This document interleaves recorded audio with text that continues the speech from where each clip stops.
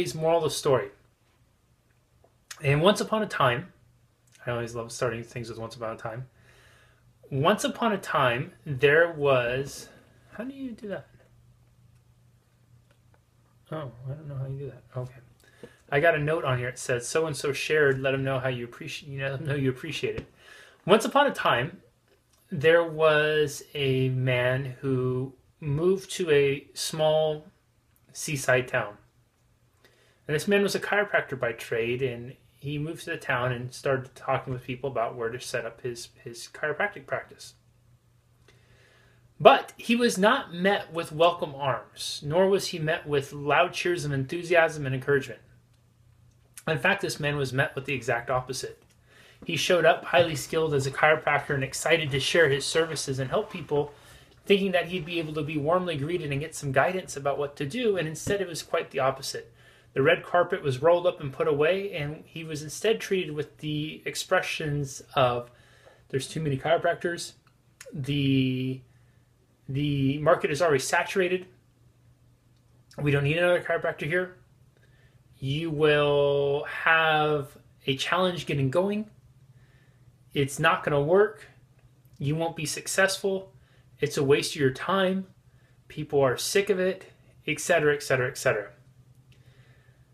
Not a lot of positive feedback or encouragement or support, right? And so many of us, I think, when we set out on a new venture, a new path, we have a new goal, a new idea, that's some of the feedback that we get, right? It won't work, it's not the right time, you can't do it, etc., blah, blah, blah.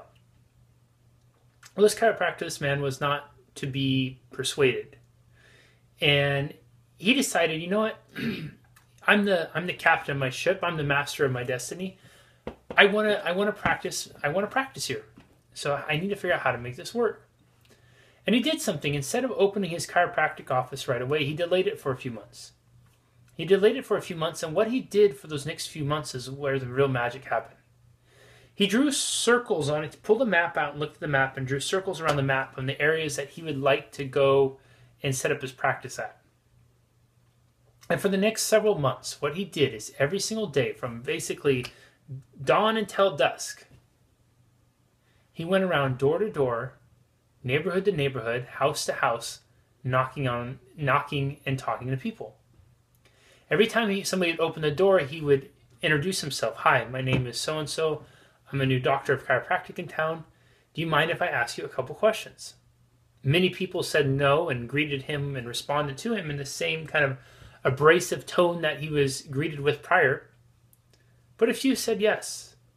And whenever those yeses came, he would ask them questions like, do you think I should have my hours at this time or this time?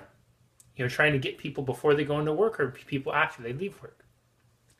Do you think I should call my name, my business name, this or that? Do you think it would be wise to be open on a Saturday or a Sunday?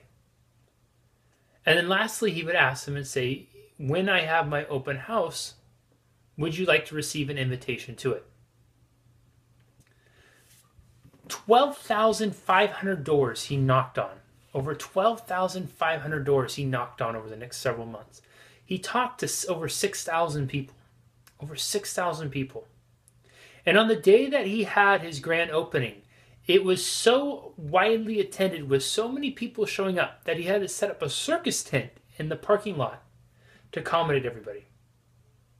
There was a flood of people, and that resulted in over 230 new business appointments his first month in practice.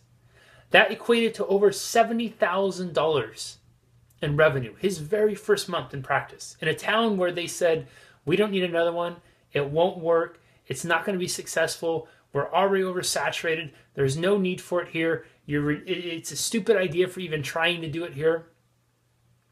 And I think that year he went on to make over $1 million. He went on to make over $1 million.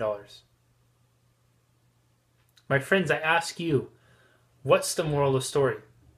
What are your takeaways from this? I'd love for it if you'd share it. If you feel comfortable sharing, please leave it in the comments below. I always enjoy coming back and reading it. And while you're contemplating the moral of the story, I invite you to think about, how many times have you settled for no in your life? How many times have people said and told you, no, you can't, you're unable to? Incidentally, this was a true story too. This wasn't a fable by any means. This was a true story. How many times have you settled for no? How many times has somebody told you you can't or you're unable to and you decide that's it? How many times have you let other people determine your fate, your course in life? How many times have you turned over the reins of your ship and given your captain's hat to somebody else and allowed your indecision to become their decision? And as a result, you end up in a place that you may not want to be. If you want something bad enough, decide that you want it. Not because of he or she or they say you can or can't have it, but because you want it in here. Life's too short to live any other way. I hope this